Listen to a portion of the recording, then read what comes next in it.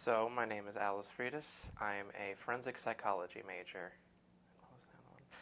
That's cool. Uh, Your year. Sophomore. Okay. And what groups on campus are you involved in? I am the social chair of transfusion, and I am the vice president of KINK Kent State. Cool. So I asked you to meet with me because I recently heard you had begun to speak out against the bathroom laws in Portage County. Can you explain what issues you oppose in the city of Kent and Portage County as a whole? Well, the problem is that specifically in these counties, we see that there are not a lot of gender-neutral facilities. And because of that, it's naturally going to be discriminatory. When you have to go from one end of downtown to completely other end of downtown just to use the bathroom, there may be a problem there. Okay. What kinds of solutions are you proposing to the city? Well, we're going to do this in steps. The first proposal that I want to do includes any new renovations or buildings that get put up in the Kent area that are open to the public or businesses should be required to include a gender-neutral bathroom in their building plans.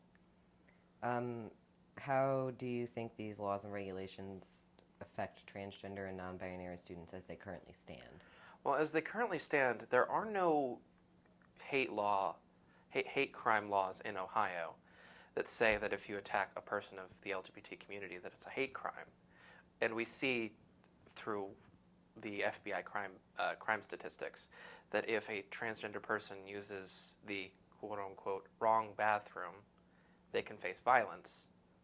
And even if they use the one that was their sex assigned at birth, they can face even more violence. And so we need to give these people a safe respite. And it's not even just for trans people. It helps so many more communities than just us. Yeah, I was going to ask, have you considered contacting or working with any other groups? I had read recently a post somewhere online talking about how gender-neutral restrooms or single-service restrooms can help people who may have an attendant due to a disability, or if you are a single parent with children of multiple genders. Mm-hmm. It could help all of those. For example, I worked in a nursing home for a year, and let me tell you, if you have a family member that is elderly and needs assistance, getting around one of those tiny stall bathrooms is next to impossible. And the thing is that it really preserves the dignity of the elderly and the disabled, because even if you're using the disabled stall in a regular restroom, you still have all those people there. Mm-hmm. It gives them the privacy, and it gives them their dignity, and it lets them not have to worry about the perceptions of the public. Or maneuver around a bunch of people in a restroom. Exactly. So how have you been making your voice heard with county lawmakers or within the city? So I have been reaching out to area resources, trying to pool all of them together so that we can do a head-on campaign with the Kent City Council. The bit of a problem is that Kent City Council does not have regular meetings as most cities do. They only have one a month that's open to the public. Have you attended any of the meetings yet? I have not, because again, they have one a month. One a month, yeah. That's hard to fit into making it extremely difficult to talk to your county lawmakers or even your city lawmakers. Have you considered reaching out in other ways? Yes, one of the actions I plan on taking is getting people together for an email campaign. Getting people here at Kent State who are involved in the issue to start talking and sending correspondence to these people so they can see this is actually an issue that we're dealing with. Considering that the Kent State population is a considerable population of Kent, they should really be taking our voices into account. I mean, that was part of the motivation with creating such an accessible downtown area when they first started the projects with improving and renovating the Kent City. Well, would you consider staging demonstrations or starting a petition even? Oh yes, those are both extremely viable options, because emails will only do so much. It really depends on how much resistance they want to give. If they're fully willing to work with us to make this a more accessible city, there will be no need for that. But if we need to have our voices heard past that, those are two viable methods to do so.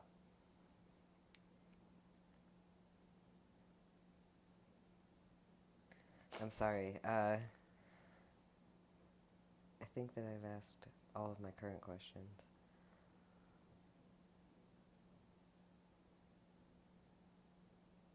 When are their meetings?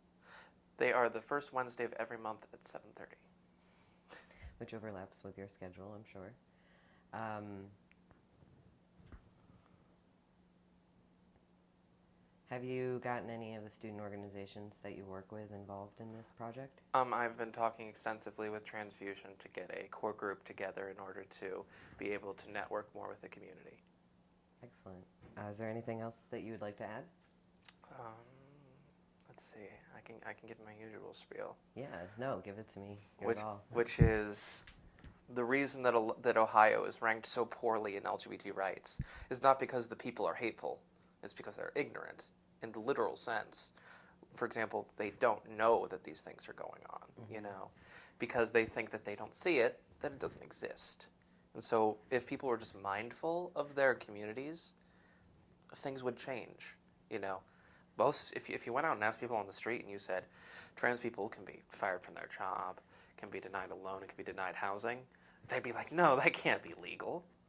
But it is. You know, if you went up to somebody on the street and said, hey, if you killed somebody based on the fact that they're gay, that's not a hate crime. They'd be like, no, there's no way that's okay. People don't know. And because of that, nothing's changing, or changing very slowly.